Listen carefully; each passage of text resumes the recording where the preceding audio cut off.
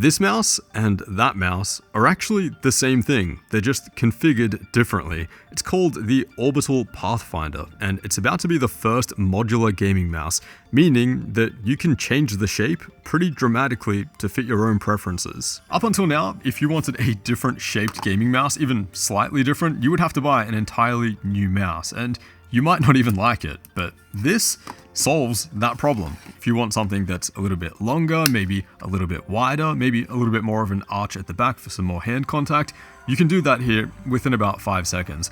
This is not a final product, it's just the prototype for now, but let me tell you, it is too interesting not to take a look at.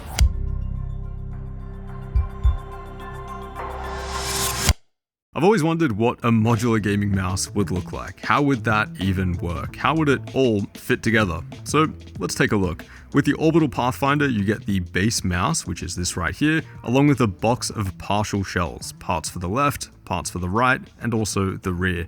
Now, I thought something like this maybe would be using small magnets or maybe really tiny screws, but here they're actually using a rail and ratcheting mechanism, which works pretty well. The left and right side of the mouse have these pair of guides where the grips slide in and hold into place, but they can also be pulled out really easily. The prototype I have here is 3D printed with resin, which is then sanded and painted. Actually looks not bad at all, but this mechanism in particular seems pretty durable and reliable so far. Not immediately what I would have thought of for a modular gaming mouse, but yeah, no complaints at all. I also want to mention the base of the Orbital, which is, without adding anything at all, it's actually not unusable. If you want something that is ultra narrow for fingertip grip, for example, it's pretty viable. My thumb and pinky oddly sit in a pretty comfortable spot. This would also make it the thinnest gaming mouse that I know of, with a taper of around 47mm, whereas something like the OP1 8K or my own Zero mouse land around the 52 mark. It'd also be thinner than the MZ1, which is just below 50. So yeah, this feels pretty unique. But of course, the beauty is when you start adding stuff. This is where it gets really interesting. So we've got some left grips, some right grips, and some shells for the rear. For the left side, you're mostly changing how much of a flare there is and how far forward your thumb sits. In this current kit, you've got 4 different options, from almost straight like the G Pro Superlight to something with a lot more support. What's also cool though is that you actually have spacers here to adjust the width of the mouse. These just sandwich right in between the mouse and the grips. All up, you can adjust the total width from that base 47mm or so right up to like 65mm if you want something that is super wide. And then we've got the right side. Again, you can go more streamlined, more conventional, something like this for example, or something with a bit more flare or pinky support. Or maybe you want to try something that is really different like this. Proper dedicated ridges for your pinky finger and your ring finger. I actually found myself using this configuration way more than I thought. There are a couple more grips here like this style, but they didn't seem to fit my hand that great, but still pretty cool because you just won't find many gaming mice out there like this. And then finally, you've got the rear, where basically you can adjust the amount of slope at the back. Maybe you want something that slopes down early like a Razer Viper, or something with a bit more support. You also have spacers here too at the back, by the way, which might be my favorite part of this modular design. All of our hand sizes are different, so to be able to fine-tune the amount of hand contact and palm support that you prefer, that is seriously cool. So yeah, Orbital Pathfinder, this thing is pretty sick. You can create wildly different feeling mice within the same one mouse, which has just never been done before.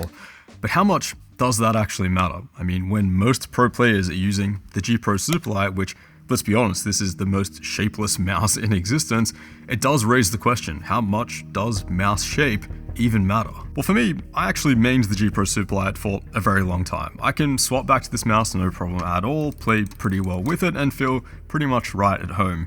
At the same time, it's a mouse where I was never 100% satisfied with it, particularly the shape. If though, you gave me the option to do some small tweaks to it, like give it some more palm contact support at the rear, maybe a bit more flare at the back, that is something that I would do in an instant. At the same time, I don't think that mouse shape is one of these things where you have to keep trying new options and buying different mice every month and keep searching for that elusive end game which is going to unlock some hidden potential which you never had before. That is not how I see this product, but at the very least, just being able to fine tune the size of gaming mouse that you want, forgetting about all the different shape tweaks that you can do, just being able to adjust the size of your mouse is pretty next level, and I think that is probably one of the main things that people will get value of here. And then after that, yeah, you can then play with the amount of flare or arch that you want at the rear, and then ultimately find something that allows you to play with a low tension, really naturally feeling grip. With a lot of mouse purchases out there, you kind of have to roll the dice, maybe even force yourself to get used to them, but this, you're almost guaranteed to find something that feels good. Also, if you're super into this stuff, maybe you're like an enthusiast aim trainer for example, this allows you to practice and train with other grip styles which you might not be proficient with without buying another mouse. Now there are a few mice out there of course which the Orbital can't even get close to replicating, like the G303, the MZ1,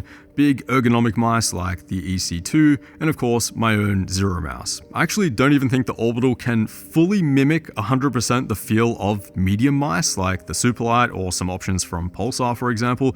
It can get close-ish, but this is best thought of as its own thing. The final product will be ABS injection molded, which will be less dense than the resin that this prototype is using, so it'll be about 10% lighter than what I have here. Realistically, at the lightest, you're looking at something between 45 and 50 grams, up to something that should land around that 60 gram mark at the heaviest. So yeah, that's not bad at all. Reasonably competitive actually with a lot of medium shell stuff out there. This prototype as well is running some very pre-production firmware, so I didn't play too long with it, but again, was able to find a couple of configurations in particular that felt really comfortable to play with. Now, if this was already a product on the market, I would be recommending it to a lot of people, especially for those wanting to upgrade to like their first proper gaming mouse, but they might not know like what size to get or like what grip they're currently using or any of those niche details. Dude, just get this, play around with it until it feels good for you, and you're pretty much set. This is also pretty good for those of you who like are mouse collectors. You know, you buy like 10 of pretty much the same mouse every single year. They're just like a little bit different. I know there's a lot of you out there.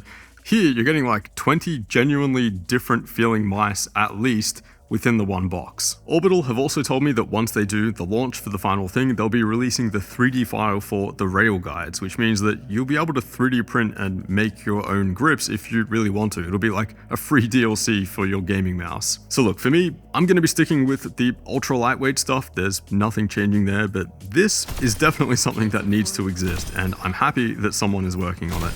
At the moment, they're looking to launch this at $189 US, which I think is actually really good value considering how much you're getting. And although they are taking pre-orders soon, they still have a decent way to go realistically. You know, none of the injection molding is finalized and neither is the firmware. Sometimes there can just be unexpected delays with stuff like this. So just keep that in mind if you're planning on being a customer and pulling the trigger. So yeah, I mean, clearly a lot of thought has gone into this. I've spoken to the guys at Orbital a couple of times now, and it genuinely does seem like they want to make this thing as good as they possibly can. By no means is it meant to replace your entire gaming mouse collection, but with the mouse market as dry and saturated as it currently is, this is a breath of fresh air.